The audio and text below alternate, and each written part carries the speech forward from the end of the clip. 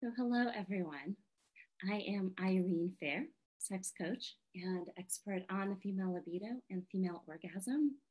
It's so great to have you here. I'm thrilled that you're joining and that you're choosing to spend this hour and a half of your evening with me on this webcast. We have people joining from all over the world here. We have registrants in Australia and Canada and Spain and even Russia. So I'm really excited to be really global on this call. And I want to acknowledge your courage to be here. This is a sensitive topic, a topic that's taboo, a topic that can be very tender around our own personal lives. So I want to acknowledge your courage to be here and to spend this time for yourself, on yourself, and delving into this topic. So I want you to take a breath, to settle in your seat, to feel your butt on the seat, to really inhale and exhale, and to come into the presence into this room. Settle in and allow yourself to arrive. Now we have a lot of women coming into this webcast from a lot of different places in their lives. So you may be coming here to learn more for yourself on how to have more pleasure, how to have more excitement in your sex life, more enjoyment, more joy. You may be coming in because this area, the area of sex, feels really hard, and you want to understand what's going on with your body to make sense of what is happening and how to change it. You may feel shame around your sexuality or shyness or just lack of education, because most of us in this world never received actual sexual education that made sense, that especially touched upon women's bodies. You may also have a sense of what you want but don't know how to get there, and you want more information. Or you may have tried other sources and felt discouraged from the lack of information or lack of tools to have a breakthrough. Or maybe you felt less than courageous to address this topic with your partner and you need some help. So whatever area that you're coming in from, you are so welcome here. And we're going to address all of these topics around this in this webinar. Now we're going to cover a lot of ground here. There's going to be a lot of information, a lot of new insights, and a lot of transformational or tools for transformation. And so what you're going to learn in the next hour is the workings of the female body. And by that, I mean a body of a woman who was born with female genitalia and who identifies as a woman, and how to make sense of our sexuality and our libido and pleasure and what makes up our ability to enjoy sex. We're going to talk about the 3 essential elements that are required for a healthy and thriving female libido. They're essential elements, they're contexts, they are basically essential ingredients that make our libido happen. We'll also talk about the different circumstances under which low libido and painful sex are actually appropriate responses. And I'll talk more about what I mean by that. It'll make more sense. And finally, I'm going to introduce a mindset that's going to really shift how you see sex from something that can feel hard or can feel puzzling to something that's actually nourishing and that can fuel your libido. I'm also going to talk about how the health industry, mental health experts, even women's doctors have really led women astray around this area, betrayed us in a way, and how medical solutions actually miss the mark in terms of helping women feel relaxed, turned on, and excited and being able to enjoy sex. And I'm also going to offer you specific ways to access deeper pleasure in your body, whatever your starting point, that do not require therapy or medication or hormonal replacement, but are about understanding and getting to know your body. So that's all to come. And if you like my teaching style, if you want more, if this message speaks to you, stick around to the end of this hour, and I'm going to be offering ways to continue learning with me. I'm here because I want to share this information so you can make better choices about your body, what works for you, so that you can have more pleasure, more enjoyment in your life. This information, however, is not going to heal all sexual wounds, but it will open the door to a deeper understanding, a deeper context for some of the issues that many women and couples, as a result, face around sex and intimacy and pleasure. So this is a beginning of a conversation. Now, before we go any further, I want to touch upon a couple of logistics. So all participant cameras are off during this webinar, so you do not have to worry about privacy. This is a one-way webinar, so no one will be able to see you. So I want you to really relax and drop in and be able to be present to the information that you're about to receive. I will speak for an hour and then leave the last 30 minutes for question and answer. I want you to ask questions, and there is a Q&A option at the bottom of your screen where you can submit questions anytime throughout this webinar, which I really encourage you to do. And then I will address them at the end of the hour, or at the end of the 90 minutes, actually. Now, this is a safe space to ask questions. And so if you'd like to mark your questions as anonymous, please do so. So I won't be able to see your name, and neither will anyone else. Now, I'll also be submitting questions that were submitted ahead of time. I'll be answering questions that were submitted ahead of time, as well as the ones that come up live in the webinar.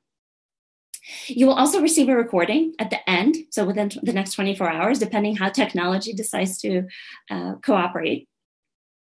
And during the webinar, like I mentioned, there's going to be a lot of information shared here. And so I encourage you to have a piece of paper nearby so that you can journal, so that you can jot down not only notes, but also some of the experiences and that I'll be prompting you to journal about as we go through this webinar. And lastly, I have a request for you. So this is a topic that's sensitive on so many levels. And I want you to be mindful of how you are feeling throughout this webinar by tuning into your body and checking in with yourself. How am I doing? What's here? What's going on for me? What do I need? It may be a glass of water. It may be to stand up and walk around. It may be to ask a question. And I ask that you check in with yourself, that you take care of yourself throughout this webinar. And you will actually be practicing one of the most important skills around sexuality and pleasure here, which is paying attention to what your body wants and needs in that moment, something that I'll address a little bit more of. And if you don't know me, if you've never met or you are just getting acquainted with my work, I want to take a few moments to introduce myself and to let you know how I got into this work and why this is such a big passion of mine. So today I am a sex coach specifically focusing on female libido. And about 14 years ago, I was a young wife in a marriage with a man that I really deeply loved. And we had a storybook beginning of the relationship. We were passionate about each other. We loved each other. We were on the same page. We were this couple that everyone looked at and said, wow, you guys are so in love. You're so beautiful together. And he was one of my first sexual partners. So I wasn't very experienced and neither was he. But we had a lot of fun, a lot of passion in the beginning. And like many relationships, our relationship got serious. We moved in together. We got married. And something started to shift around our sex life. So there was less passion. There was less interest in each other. I couldn't orgasm at all by myself or with him. And that was starting to feel like I was missing out on something. And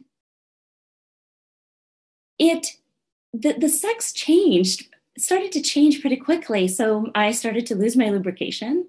And so I went to a doctor and the doctor said, well, just use lube, no problem. It happens to all women. And so I continued I used lube and continued to have sex. And sex started to be painful. I was tighter inside. I wasn't as lubricated. And even though I was using lube, it wasn't exactly helping on the inside. And so when sex started to get painful, I went to a myriad of doctors who checked everything out medically, who told me that there was nothing wrong with me, and who shrugged their shoulders and said, well, it's actually quite normal for women to experience pain during penetration, or it's normal for women to lose their libido in a long-term relationship, or it's normal for women to orgasm. And so I got this reaction from doctors, which was incredibly disappointing and heartbreaking. And I believed a lot of what they were telling me. I believed that that this was normal, that I should expect this, that I should lose my libido as I get older, even though I was 27, 28 years old. But I believed that. And so my natural conclusion was that there was something wrong with me as a woman. There was nothing wrong with me physically. There was nothing wrong with me as a woman. And I share this story a lot because this is a story of so many women that come to me and that share almost exactly the same story. The story of this heartbreak of getting these messages, of feeling broken, of feeling alone, and being incredibly isolated around this. This was my big secret. And so holding this secret for many years had me shut down, get depressed, and really disconnect from my body and obviously from my sexuality. And I lived like this for many years, very much believing these messages and being in denial. And the big breakthrough came when I was at a women's retreat, working with a couple of women's life coaches on general life coaching issues. And I had this moment of realization that, I had this bird's eye view in my life, and I realized this is crazy making. That this way of living disconnected from my body, numb, scared, anxious, alone, was not right. That I had this realization that this was not the way I wanted to live, nor did I deserve to live. I was around 30 years old, and this was not good enough.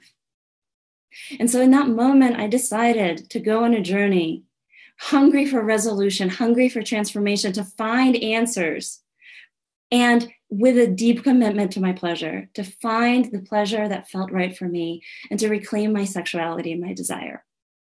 And so I was introduced to a sex coach who introduced me to information that I'm going to share with you today. Sex coach who first and foremost told me I was not broken, that there was nothing wrong with me. And she taught me how to access the kind of pleasure that I've always dreamed of, and then some, and so much more. And I did the work. I did the practices. I put in hours.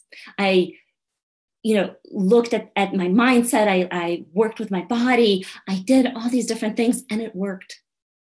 And all those moments where I dreamt of these ecstatic moments, ecstatic experiences, when I dreamt of the kind of pleasure, connection that I wanted in my body, to my partner, I started to experience them. And all these things that I knew was possible became possible. And excuse me for a little bit of noise here in the background. And so this experience had me so motivated to share this with other women, because I know that other women experience that. So once I started talking about my own story, other women came out of the closet. And I also know that because I, as a woman who once assumed that I was asexual, someone who could not orgasm, who did not feel much in her body, could do that, could reverse her life, that any woman can do that, and you can do that too. And I supported women as clients in my practice to do the same. So now, as a certified coach focused on sexuality, in, like I said, female orgasm and pleasure, also trained in relationship dynamics with John and Julie Gottman and somatic experiencing trauma resolution work, I teach my clients practices to help them learn this on their own, the tools, the practices to get in the right relationship with our body, to access pleasure, connection, ecstasy, and most of all, this connection to our own being, this ability to feel ourselves and to be relaxed and free in ourselves, in our sexual selves. So these days, life is really amazing, and I'm doing the most impactful and fulfilling work that would not have been possible before, because my mind was so preoccupied with doubt and feeling like I was broken and something was wrong with me. And all of that opened up energy to be able to really do the work that I am excited about and change the world. So I got here from there using the tools that I'm going to teach you today. And before we get to that, I want to ask you this question. Now, Have you ever asked yourself, what's wrong with my body? What's wrong with me when it comes to sex? Maybe you asked that question when you were not feeling the desire as much as you wanted to feel it. Maybe you asked this question when you were not enjoying sex as much as you wanted to. Maybe you asked yourself this question when you were not getting what you wanted in sex, or when you were not feeling as much pleasure, as much enjoyment during it, or maybe around not being able to orgasm. So I want you to think about, when did this question show up in your life? And I want you also to tune into your body as you're thinking about that question, and tune into what's here. Do you feel a heaviness as you think about this question? Or is there an activation in your body of some sort? So take a second to locate a feeling in your body and write it down on your piece of paper, just a word or two, to note what's going on as you think about asking this question.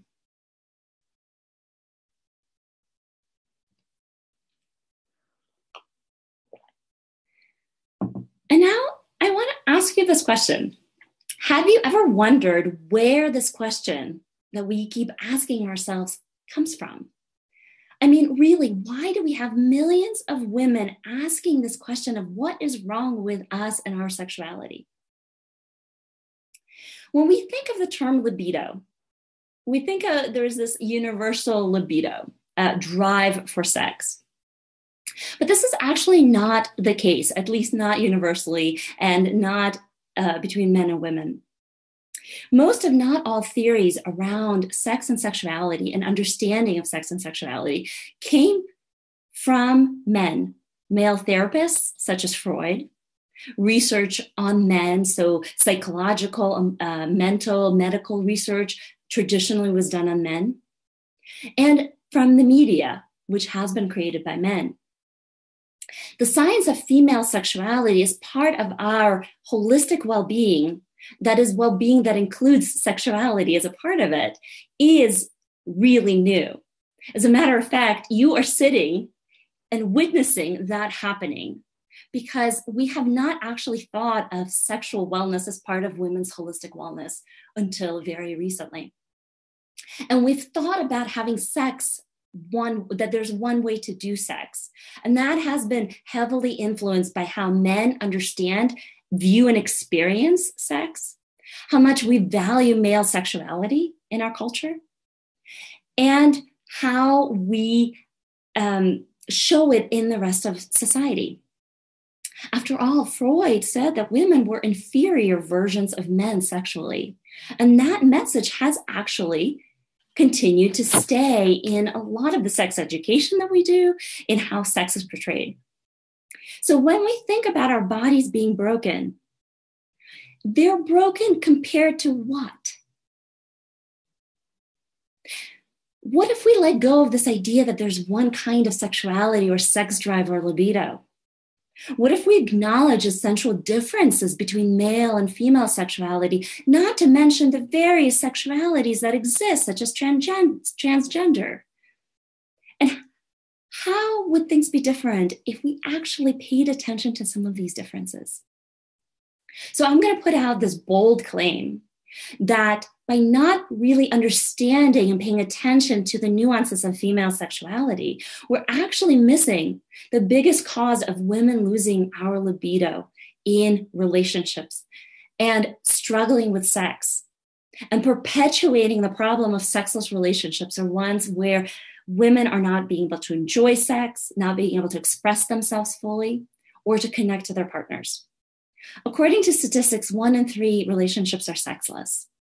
And I will make another bold claim that I believe that the other one of those 3 are relationships where the partners do not feel satisfied or connected or fulfilled for the same exact reason, not knowing female sexuality, not understanding our female bodies and what they need around sex and intimacy and pleasure and arousal and desire.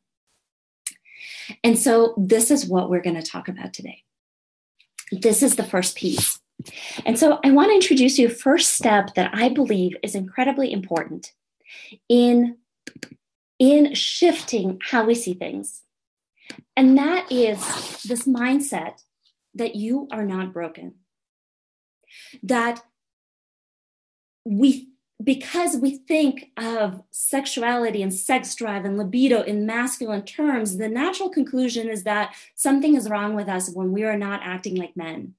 And I want to really shift your mindset and the lens through which you look at the world and the evidence around you, from I'm broken or there's something wrong with me, to I have a female body that's different from a man's, and to get curious about what is actually true about me and my sexuality and my body. So I want you to pause here for a second, and I want to ask you to consider if you were to have this mindset change and to see things from this place that there is nothing wrong with you, that there is nothing broken, what would that be like? What would be possible? So take a moment to jot down a couple of reflections and words around this. How would things be different for you if you came from a mindset that you are not broken?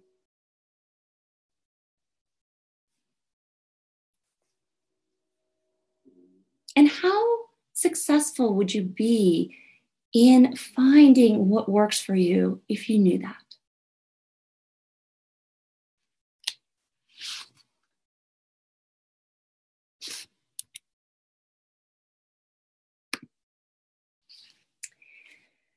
So now I want to share with you some important information about women's bodies and women's libido and how it affects desire and how it affects sexual pleasure and how it affects a lot of different things. I do want to set a caveat that I will be making generalizations based on heterosexual relationships, men with women, because that is my area of expertise and that is where a lot of my research and a lot of my knowledge comes from. However, a lot of the findings I'm going to share with you about women's bodies translate very much to same-sex relationships of women with women.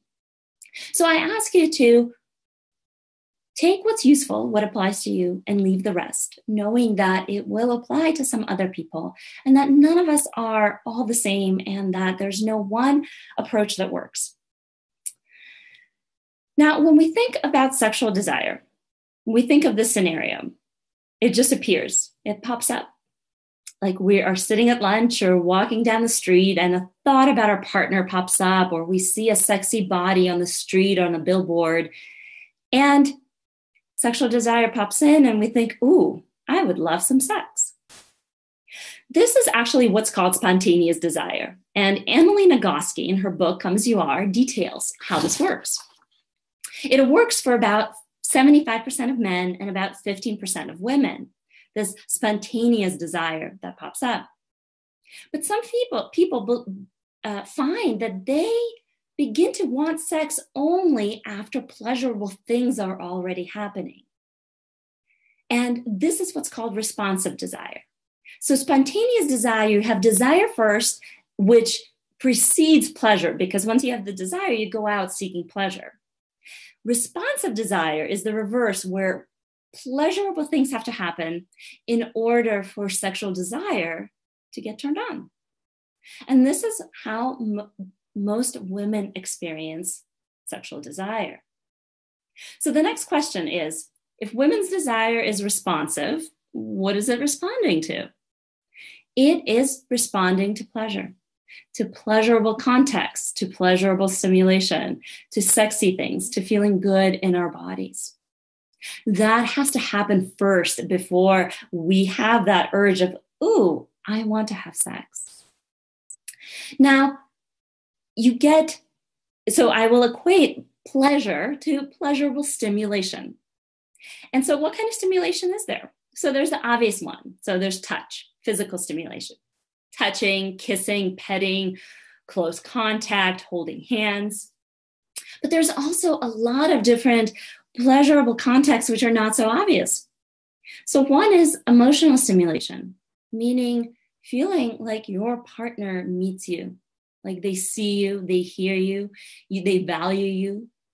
They appreciate you and you feel safe with them. There's intellectual stimulation. So having a nice intellectual banter where you are being challenged to think about new things or see new perspectives. There's energetic stimulation, which is feeling that your partner's present with you, and that they want you, that there is a sexual attraction and an erotic attraction from them. There is specifically erotic stimulation, which is, they're kind of related, which is feeling your partner's desire for you, feeling them want you. There's polarity play, meaning polarity, one partner being in their masculine, one partner being in their feminine. And that's true in both heterosexual couples and same-sex couples, of one partner is in their masculine, one in their feminine, which creates polarity, which creates differentiation, which creates attraction.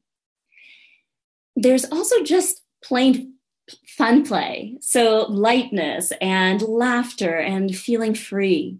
So that's an important kind of stimulation that works for a lot of people, just feeling uninhibited and free to play, to laugh with each other. There's kinky taboo play. This is role playing, the dominant submissive dynamic. It could be a sensation play with ropes and floggers and being spanked or tickled, or doing just something edgy, getting out into the public, or doing something that's not just run-of-the-mill kind of thing. There's also sensual stimulation. So having your senses stimulated, touch, smelling the flowers, smelling perfumes. Auditory, so listening to music. Feeling water, so tactile, feeling water. So for example, taking a bath or lighting candles and smelling them. It could be silky sheets, beautiful lingerie, a delicious meal. All these different ways that stimulate our bodies and create pleasure. And there's also spiritual stimulation, meaning that feeling of being connected to a higher power or higher being, feeling like you're one with the universe, which can be incredibly stimulating. So you have that kind of stimulation coupled with a wide range of differences body to body. So some preferring fast touch, or just a fast pace of life, others preferring slow. There is sensitivity of our bodies in different parts. You have trauma thrown into the mix. So you have anxiety and depression. You have different preferences. So what I want to get at is that there's a huge range of what stimulates us to pleasure. And it's really important to understand that. And that we all have different blueprints and different things that turn us on. And as you can tell, the combination of them can be wide-ranging. And so when stimulation causes pleasure, what else does it cause? It causes arousal, which is the body, our nervous system ramping up and starting to get excited. So it's the same nervous system that also ramps up for fight, flight, or freeze. And as the saying goes, there's actually 4 states: fight, flight, freeze, and fuck. Because it's actually the same mechanisms. So when we get aroused, when we feel pleasure, our nervous system gets aroused and we go into orgasmic states, not necessarily as in climax, although that can eventually lead to that, but orgasmic in the sense of feeling open and free and in this uninhibited place. So that's what arousal is. It's a sense of openness. It's a sense of inner expansion that specifically for us women is about opening up our genitalia, opening up to receive our partner. It is a feeling of being turned on and aroused, like there's this aliveness that happens in our bodies. It's also engorgement. So men and women have the same amount of erectile tissues in our bodies. However, men's erectile tissues on the exterior and women's is on the interior. And so that engorgement has to happen inside as well when we're aroused. There's also suppleness and flexibility that happens with arousal. So for a woman's body, it's about the vaginal opening becoming more supple, becoming softer, so it stretches, again, to make room for the partner, for the partner's penis. It's also this kind of opening and suppleness that happens inside as well, where the uterus shifts up and moves the cervix up to make room for the partner so that penetration sex can happen. So there's a lot of these physical aspects that happen in our body with arousal, with stimulation. And what also happens in arousal is that the pain threshold goes up and we enter a trance-like state. This is the same kind of state that we would enter if we were being chased by a lion and we wanted to outrun it. And we would not be worrying about if our butt looks too big or if I'm not wearing the right clothes. Like, you would just go. And the same thing happens in high arousal states, is that our body just lets go of all this mind chatter and of all the stuff that's happening to us and goes for pleasure and for eventually climax. So I want to switch to some slides and show you also how this difference from how this compares to men's arousal. So here's a chart where I've mapped arousal on the vertical axis and time on horizontal. So because men have spontaneous desire, and it takes about 1.5 minutes for men to get aroused to the point of being able to have penetration sex. And that arousal is very steep and very quick for most men. And it's also linear. It just shoots up. And for a lot of men, because it's so steep, the whole experience of foreplay and penetration is usually a pretty short experience. Men will experience a lot of sensation in their bodies and that desire to expel it through orgasm. And so I mapped this here, again, to reflect actually some of the really good studies that show that average foreplay is 15 minutes and average penetration is 5 minutes for many couples. And now I want to compare this to women and women's arousal. So women's arousal is nonlinear. It ebbs and flows, it wanes. It doesn't have any predictability. It can go high and then it can drop really low. It could go higher and higher and higher. And it also takes much, much longer. It takes 30 to 45 minutes for a woman's body to get to the point where penetration can not only happen, but it's actually pleasurable. And a place where she gets to be in a blissful state, in a prolonged state of bliss. And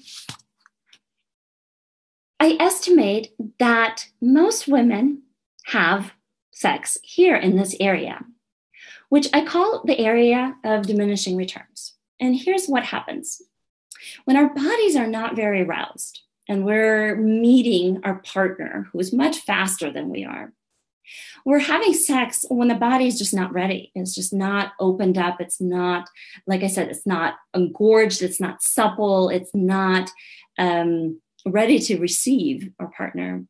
What happens is that we get into a vicious cycle where the body actually doesn't have a very good experience. And the next time that you think you want to have sex, the body actually doesn't feel like it.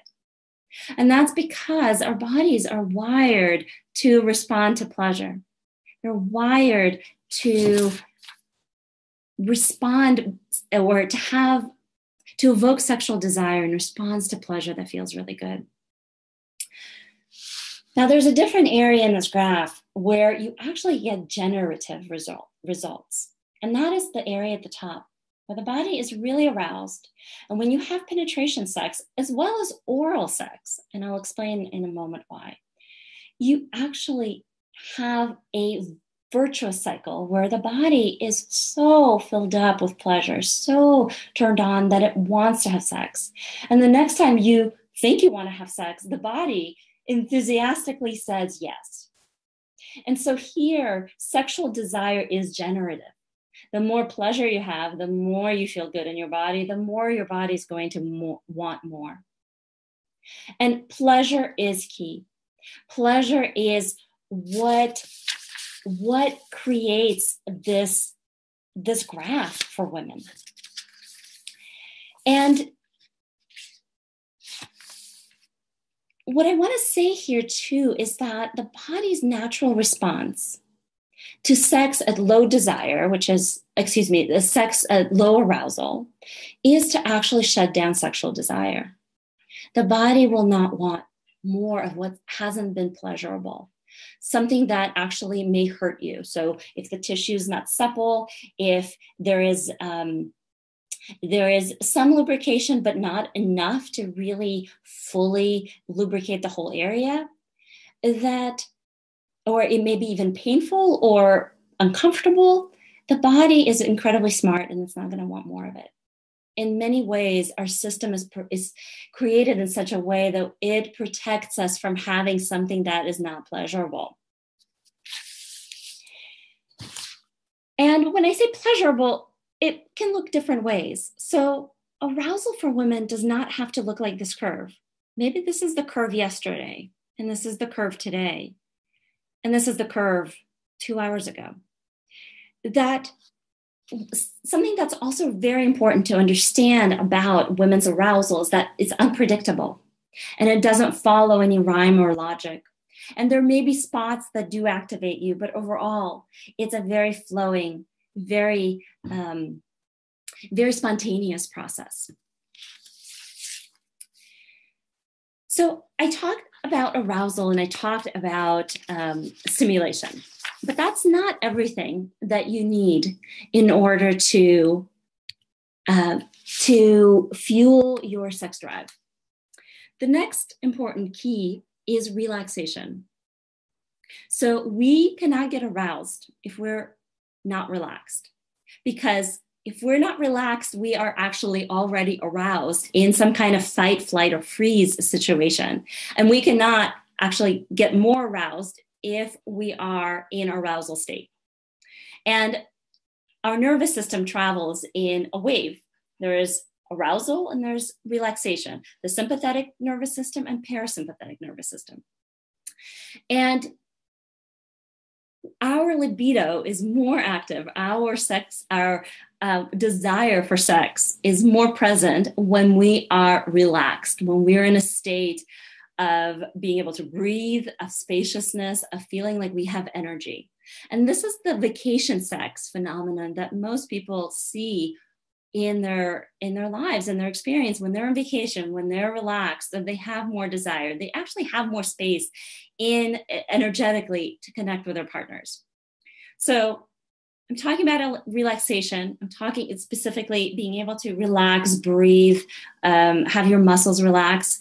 And I'm also talking about having energy. So not just relaxation, but having extra energy. So sharing your cup from fullness. And it's also calmness of mind, and being in that parasympathetic nervous system. And we have an epidemic of exhaustion in our society these days for women. We're all running on overdrive. And you might find yourself exhausted or worse, wired and tired. So you can't actually fully relax even though you're exhausted. Your mind spinning and figuring things out and trying to do things. And the thing is that there's no room for sexual arousal there. Arousal can't happen on top of arousal. And so what's really important for us women is to understand that we have an additional relationship to pleasure, which is that pleasure allows us to relax and drop into our parasympathetic nervous system, from which we can actually generate sexual arousal. And here again, the body's natural response to stressful conditions, meaning stress in our lives, is to shut down non-essential functions. So our body interprets stress, whether it's from a lion chasing us or from work stress with our boss or emails that we have to send or conflict at home, exactly the same. And so the body generates energy to deal with that stressor and shuts off non-essential functions, sexuality of which is one. We don't need sex and sexual pleasure in order to outrun the line. And so when we're so overstressed and so running on empty, the body's natural response is to shut down our libido. So in this way too, our body's actually not broken. It's protecting us from, or it's giving us a tool to deal with what's actually happening in our lives. So far, I've named two elements that are really required for understanding female libido and for creating a thriving one, a thriving desire for sex and a sustainable one. So what's the third one? The third one is safety. As women, we need to physiologically open up for sex. What I mean by sex is both penetration sex and oral sex when we're having sex with a male partner. And so our vagina needs to open up, the vaginal opening needs to open up, our mouth needs to open up, or our throat, in order to take our partner in orally. And so physiologically, our body has to open up, and safety is incredibly important. It's very different from a man who protrudes, for whom this experience is external to him. For us, it's incredibly vulnerable. It's internal. And so safety is incredibly important. Number one, physical safety from being coerced or hurt. But equally important is emotional and psychological safety, closeness to your partner, the safety from judgment and humiliation, that if you ask for what you want, that you're not going to be judged and humiliated by your partner. Safety to be yourself and to relax, to not be taken advantage of. Safety to share your desires, safety to be erotic, wild, uninhibited, out of control, as well as safety to say no without repercussions. And when it comes to sex, more often than not, we feel anxious, scared, and shut down, mostly because this area has been so hidden, so taboo for most of us for thousands of years. And that's still true with even the best intentions, with couples who even love each other. And that situation with anxiety and rejection and shutdown creates a lot of unsafety in relationships. And so it's not to anyone's fault, but to know that this is an incredibly important element for a woman to fully open up. And this also includes safety within ourselves, feeling safe from our own self-judgment, our own shame. And here again, the body's natural response to lack of safety is to close up and to protect itself. So what happens is the body shuts down, the body gets tighter, the body literally closes up. So if we put all of this together, here's what's actually happening. If you don't know what works to arouse you, if your body is not enjoying the kind of sex that you are having because it's actually not hitting those spots to get you excited and turned on, if you're not having an orgasm and you want to, and you're kind of on edge and wanting to experience that, or if you're experiencing penetration that's too fast or too short and it doesn't feel right to your body, and if you notice that your body is closing up and feeling tight and you're not wanting sex as much as you want it, the key is to check the kind of sex that you're having. In most cases, low libido is the most appropriate response to those situations because you're not receiving the kind of sex, the kind of pleasure, the kind of stimulation in a safe setting that would actually open up your body to more desire, more pleasure, and then more desire, more pleasure, and on and on. And that low libido or struggles around sex and trying to enjoy things are not a sign that you're broken. Completely the opposite.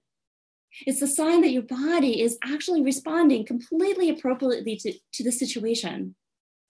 And that it's calling you to look at the kind of sex that you're having, whether it is pleasurable for how your body wants it, and if it's sex that's actually worth having. Your body is generously sending you a message around what it needs to feel more pleasure, more excitement, and to be in that area of generative results where you feel you're in this blissful state. And I see this so much with women who come to me for coaching, and this was me as well. The logical conclusion was there was something wrong with me because my body was acting up this way. I thought I was asexual, either because I was not responsive to the kind of touch or the kind of stimulation my partner was giving me, or because I had actually never experienced the kind of touch that really nourished and woke me up. Because we were very much functioning according to his timeline and according to what works for him, which is usually how sex is done, is that the man sets the pace and leads sexual activity. And this is an area where the health industry, mental health professionals, and even women's doctors have really led us astray, have betrayed us in many ways around our sexuality and our bodies. And this is something that I hear over and over with women who come to work with me, that they get these messages from the doctors. Well, it's normal to experience pain during sex, or it's normal to lose your libido in a long-term relationship or as you get older.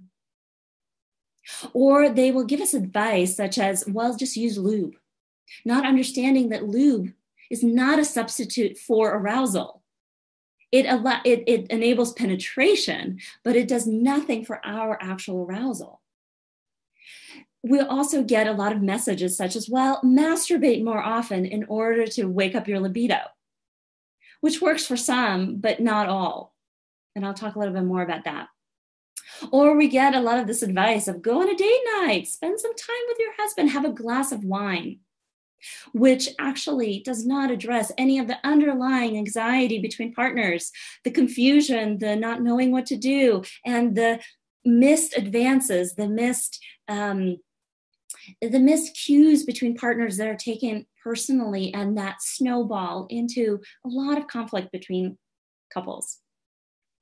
And so the bigger message I want to leave you today with is that it is absolutely natural and normal that when you do not have your core sexual needs met around relaxation, arousal, and safety, and within that lies connection, touch, pleasure that works for your body, it won't feel enjoyable.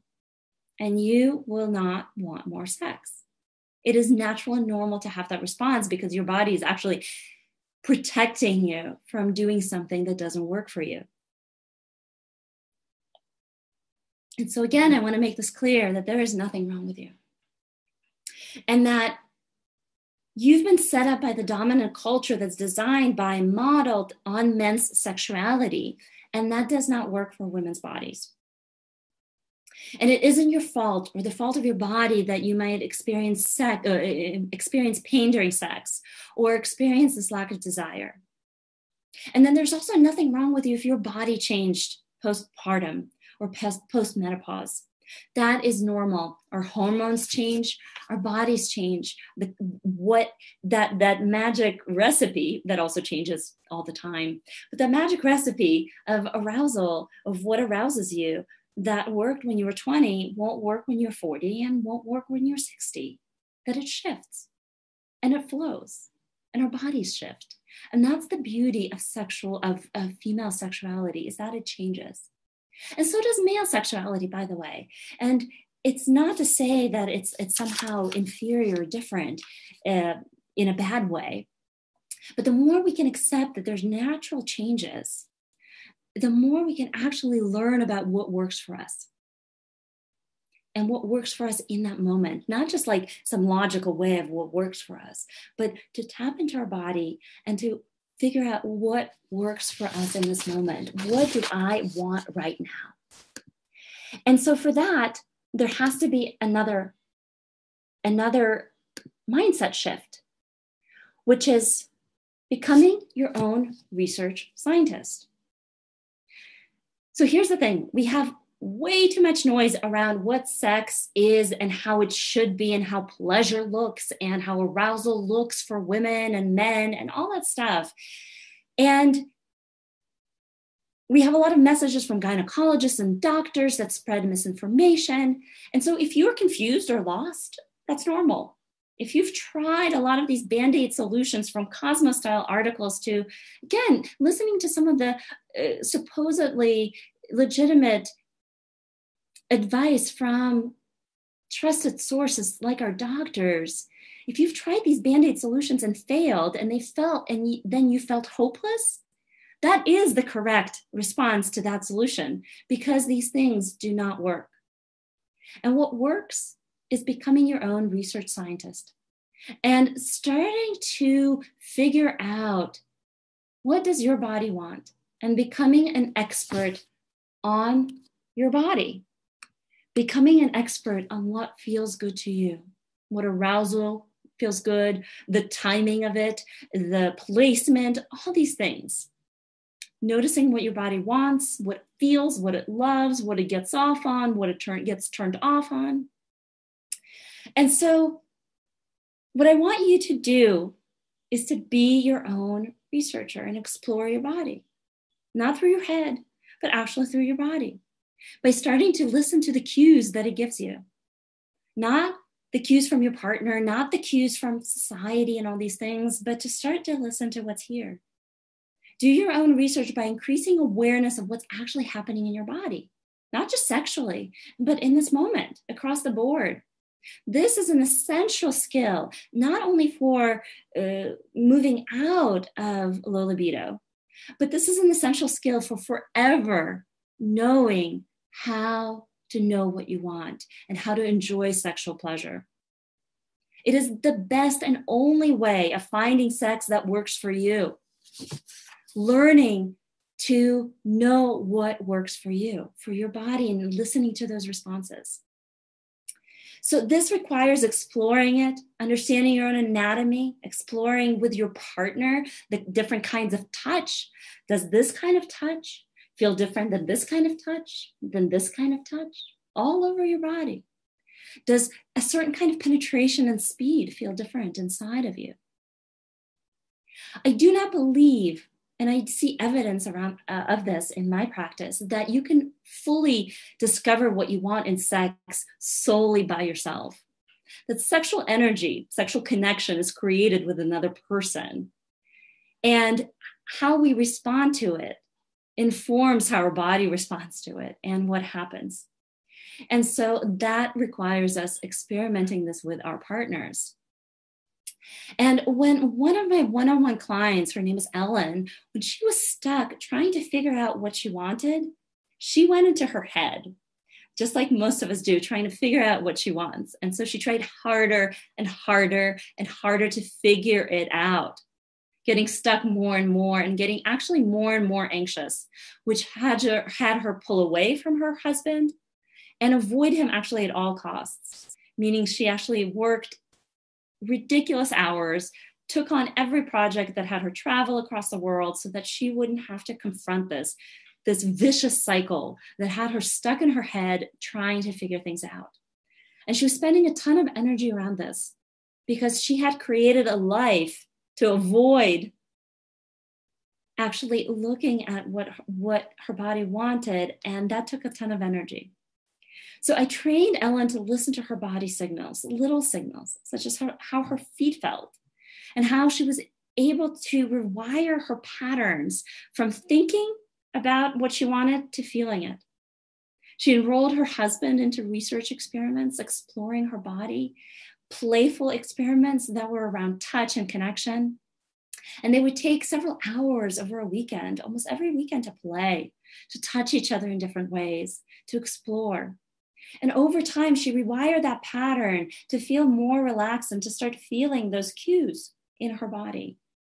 And thus led to her orgasming with him after a decade of living together, of being married and being with each other, because she was able to actually allow herself to track her experience in her body, to guide him to what felt good for her, not just tell him how to do something, but to guide him based on her own sensations and to orgasm, and then to start orgasming reliably thereafter. This tool, this awareness, is the most fundamental aspect of having sex for your pleasure, because your pleasure depends on you knowing what it is. And for us to be able to receive pleasure that works for us, we have to be able to perceive it.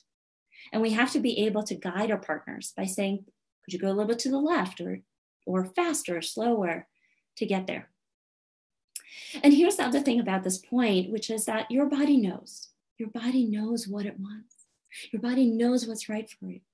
Your body is this intricate, amazing system, this nervous system, brain, body, cell combination that is incredibly intelligent, and that it knows what it wants because it is driven, it's wired for not only survival, but pleasure. But most often we can't hear it.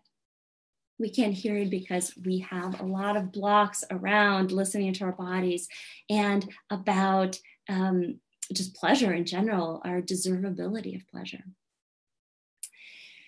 And so I want to teach you how to be your own scientist, your own research scientist, so you no longer obsess about sex or your body or if you're broken, and so that you are able to be present for pleasure.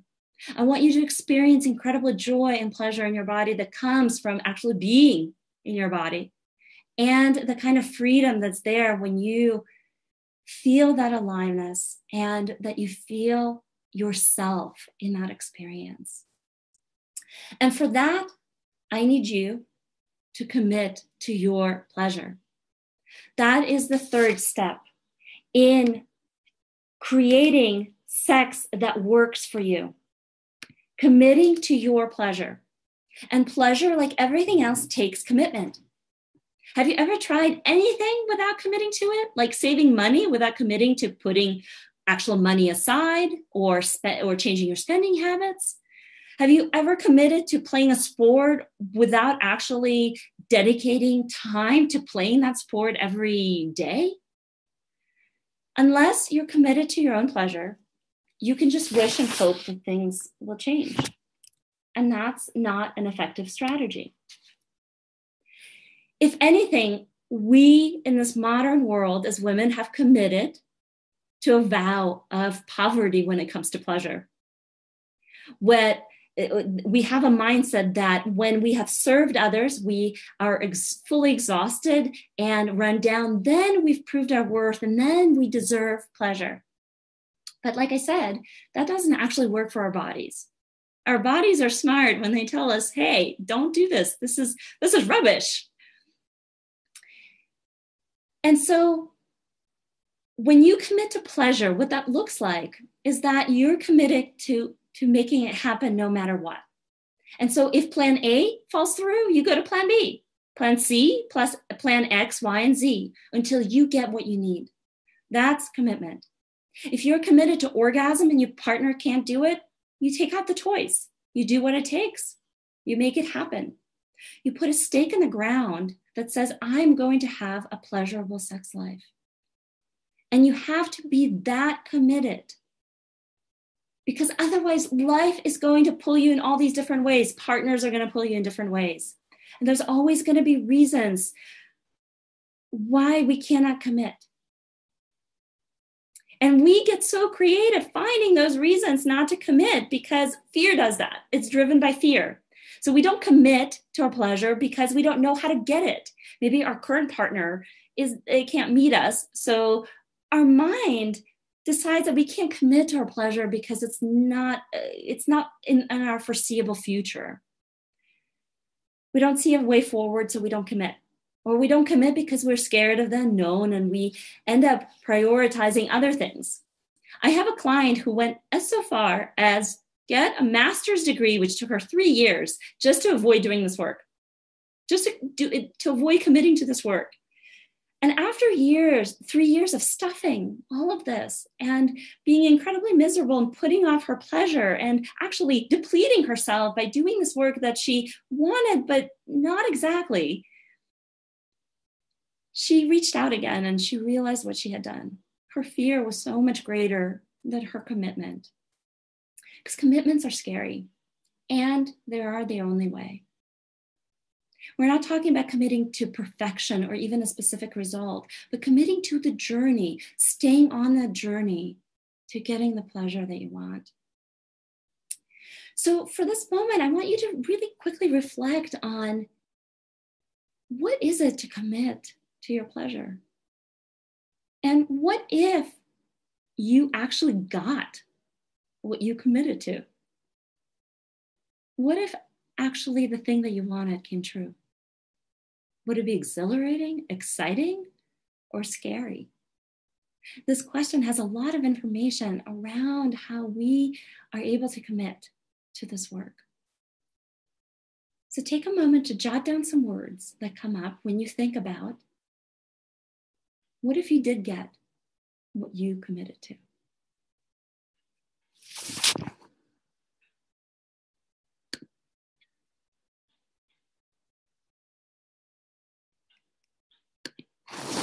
And also check in with your body. What's it like in there right now? What's happening?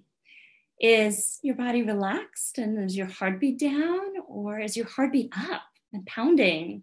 Or do you have sweaty palms? Or is there a smile on your face? Or do you feel really ignited in your body? So just check in with what's going on for you.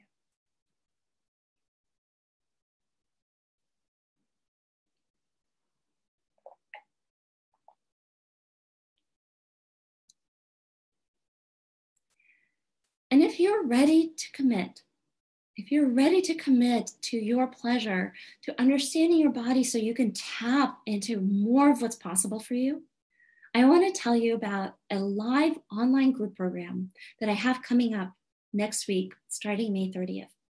It's a small, intimate group program for women. There's a limit of 10 women. And I'm cherry picking women who are committed to their pleasure. It's a program that's all about understanding and discovering your pleasure for you as it works for your body, and giving you the tools and the practices to fill up, to feel like you are able to access it. This is a program that's about your pleasure.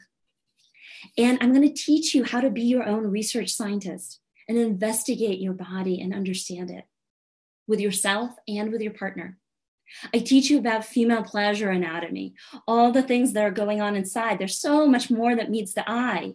As I said, we have just as much erectile tissue in our genitals as men, but it's all hidden. And so understanding that will allow you to know what's possible and to access it. I teach you about dropping into your body, relaxing, and accessing pleasure.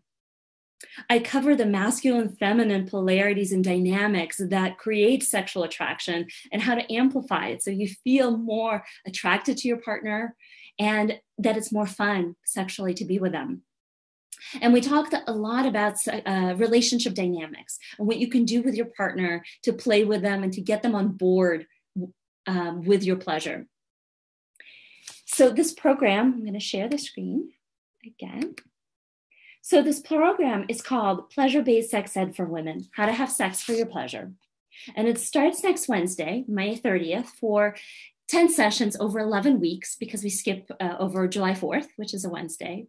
It's done live and it's virtual over a Zoom online platform. So you will be able to see me and I will be able to see you and all the participants. And it starts at 5 p.m. Pacific time, 8 p.m. Eastern time. And what I want to tell you is that you can change your life. I want you to make this moment your turning point and make the decision today to break the cycle of sex that falls short of your dreams and sex that doesn't work for your pleasure, or to make a decision to get more out of your sex life, even if it's great, to go from great to amazing. Your body deserves and craves this. And I provide the tools to do that, the right tools and the support to break through that cycle to more pleasure, more satisfaction for your body. From my expert experience, what I've found to be most important for long-term success is that you need expert guidance and education from someone who's done the work, been on the journey, but also who knows more about the anatomy and all these different dynamics. You need a community of women who get your struggles and who are there with you to grow, to help you grow and support you. And you need structured accountability from those who care and those who want to see you succeed. You can do it. You can take a stand for yourself and commit to pleasure and be successful in it. Take the next step on the proven path to liberate yourself from the burden of feeling broken or experiencing less than you deserve, and take a stand for your pleasure. Are you ready? So here's what we will cover in this program. So week 1 is we get into the right relationship with our sexuality. We look at where we're coming from, our beliefs, and do a cleanse around what's really true about what we want and what we believe about ourselves. Week 2, we go into understanding women's libido and pleasure cycles. So I talk more about the chart that I showed you. I talk more about arousal. Week 3, we talk about cultivating sexual desire and what it takes and how to remove some of those blocks that have us not hear sexual desire as well. Week 4, we talk about your female pleasure anatomy again, so everything that's on the inside. Week 5, we talk about building your arousal. Week 6, we talk about understanding your erotic language and flavor and how to connect to our partners who may have a different erotic language, how to create that deep satisfaction, even though we may be talking about different languages. Again, it's an area where we think that we're broken, but oftentimes one partner's speaking Japanese, the other one is speaking French. They're speaking eloquently, but they're missing each other. Week 7, we talk about the masculine and the feminine polarities, and again, how to make sexual attraction more amplified and more exciting. Week 8 and 9, we go into relationship work and going deeper with a partner. And it's totally okay whether you have a partner or you want to attract a partner who will meet you there. You will equally get a lot out of this, out of both of those weeks. And week 10, we put all of this together and talk about what sex for your pleasure really means. So what you will receive in this program is live weekly 2-hour, very content-rich sessions over the Zoom video platform. There's a secret Facebook group where we're all going to meet, where you can share and support each other, and where I'm going to be also adding my commentary or group coaching to answer your questions or to help you break through blocks. There's going to be weekly live Facebook office hours as well to answer your questions. Each session will be recorded and you'll get a recording within 24 hours. There's worksheet and exercises for each module so that you grow between sessions. There's 10 sessions over 11 weeks, as I mentioned, between May 30th and August 8th on Wednesdays, and we skip the week of July 4th. And there's additional one-on-one coaching support if you desire to go deeper in this work and do one-on-one work with me. What you will gain from this program is the information about your female body and sexual desire, the practices to help you explore your body and what you want, the support from a community of women who get you and are there with you and for you on this journey. And last but not least, the connection to yourself and your body that you've been longing for all your life. So this program is right for you if you kept thinking, wow, Irene really gets me throughout this webinar.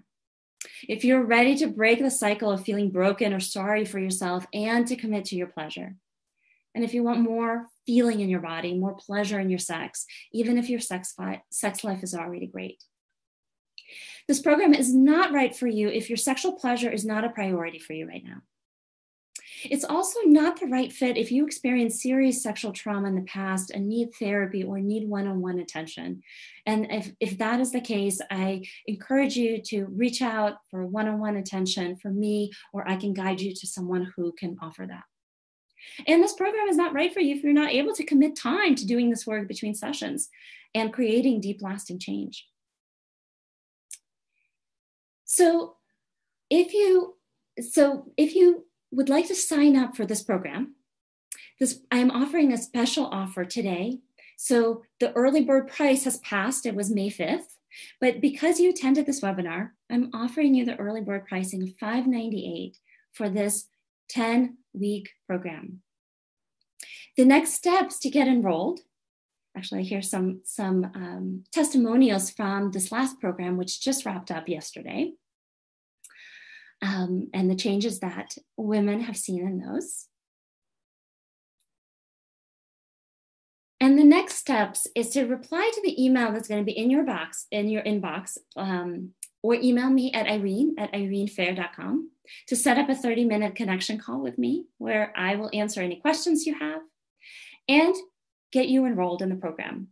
And then the last piece is showing up for class on May 30th and starting your journey together. So you will get this information in your inbox. And now, without further ado, I'm going to switch to Q&A and address some of the questions that I got ahead of time. And then I see that there's a question here in the box, so I will address that as well. So if you have any questions, there's a Q&A box at the bottom of your screen. So submit your question and I will answer it. All right, so the first question I got was around libido in the postpartum phase. So the question is, I'd really like to know if it's possible to improve libido while breastfeeding. I'm 32, a mom to an 8-month-old and breastfeeding.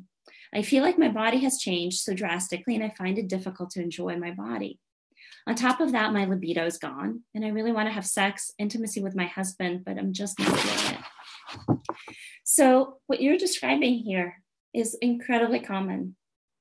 And the frustration and that stuckness that you have in that area is really palpable, and I so get it. Now, sex is going to be different when you've given birth and when you're breastfeeding. A lot of this is because of the hormones. The hormones shift and your body shifts accordingly. Now, this may be permanent or it may be temporary. But definitely within the first year, you are attached to the baby. The baby is breastfeeding. It takes energy to generate milk, and it takes energy that to be able to be with a baby, to give that attention, to take care of it. So the way I talked about libido being or lower libido being a response to some of the context that I mentioned before, here, sex changing is the appropriate situation for, given the circumstances of postpartum and hormonal changes in your body changing. Not to mention that when you become a mother, your emotional states change. You change spiritually. You change on a very different level. You evolve to become a different person. And so the key is to recognize that and to become your own body scientist, your own research scientist, to take time to explore with your partner and by yourself what it is that your new body needs. The things that worked before, maybe the kind of energy that you had, the kind of touch, all those things will probably not work for you today. And so the key is to play around with this and to find out what does work through touch, through talking, through exploration, through play. And for new moms, what I see all the time is that sometimes it's non-sexual things that feel the best and do the trick to revitalize libido. So if you're breastfeeding, you are high on oxytocin. The baby is literally latched onto you, which is the main way or the main reason why we emit oxytocin is that the baby attaches to us. So if you're breastfeeding, you are full of oxytocin. And maybe a few hours of alone time with yourself to do something that really pleases you. Maybe it's taking a bath, maybe going for a walk, maybe journaling in an uninterrupted space, or doing art, or just maybe staring into space or taking a nap. That may be the thing that will help your body in this moment, the way it is, to receive the kind of pleasure that will create sexual energy and sexual desire. It may be that what you need from your partner is not more touch and not more closeness, but actually something where you are more individuals, so that you can release some of that overload of oxytocin. which is also, anything in large quantities it can be too much. So don't give up. And think about this mindset that there's nothing wrong with you, that so much of what's happening to your body is the natural outcome of postpartum, of having a child literally on you and latched onto you, and this shift that happens in your life, and that it's really about becoming the scientist and understanding what's happening. And the third piece, like I mentioned, is really committing to your pleasure, committing to, okay, let's play and find out what works. And again, some of these changes may be temporary, just while you're breastfeeding. Other changes may be permanent because, again, your body really shifted. So committing to pleasure, given these circumstances, is key to finding the solution that works for your body. Here's another question I got. I don't think about sex. I don't fantasize at all about other people or my partner, my husband, or being touched. Is that a sign of being asexual? So no, that is not a sign of being asexual. Not all people fantasize. There are people who have very active imaginations, and they do have a very active internal sex life, meaning they see themselves with other people. They can get turned on from the inside. I call these that introverted sexuality. So it's very active there on the inside. And a lot of the times it can be that kind of spontaneous, can generate spontaneous sexual desire because it's coming from the inside and you kind of can turn it on.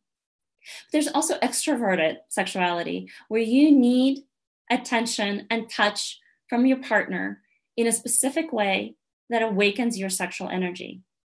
And in that, just like if you were an extrovert, it needs to come from another person. And because there's this emphasis on what the partner provides, extroverts struggle more with being turned on in the absence of the right kind of touch, an energetic connection with a partner. They struggle with being turned on in the absence of the right kind of words or play or energy or feeling desire from their partners. And they also struggle with masturbating or wanting to touch themselves or wanting to have any sex in the absence of an interested partner. That for a lot of people, you need that. And it needs to be a specific way, the way that works for you to activate that. And so I get a lot of questions around this asexuality piece. And what I want to ask you is that, have you tried everything? Have you tried all different combinations of the stimulation and all different combinations of being with your partner and playing to be able to determine that? And the answer for most people is no. The answer is that we've tried the things that we've tried, and we didn't see results. And so again, the answers here, the key is to be a scientist, a researcher, and to play with some things, which is something that we do in the group program, which is something that I do with individual clients and one-on-one clients, couples, is create these contexts where you can play, where you can go and discover all these things and what your body wants and what it works for it. So that's what I want to say about that topic. And absolutely not everyone fantasizes, and that's not a requirement for being sexual. We all have ability to be aroused. We all have an ability to get excited and turned on. And it's really about finding those things and understanding our female arousal and how it works, and meeting our own selves where we are and what our bodies need. So now I'm going to switch to the question that I got here on the screen. So let me read this for a second.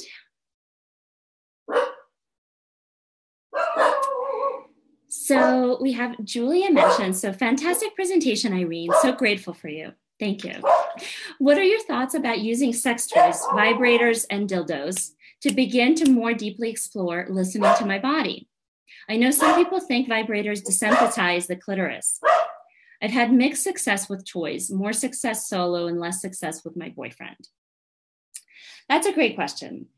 So I am of the camp that believes that vibrators do desensitize our body.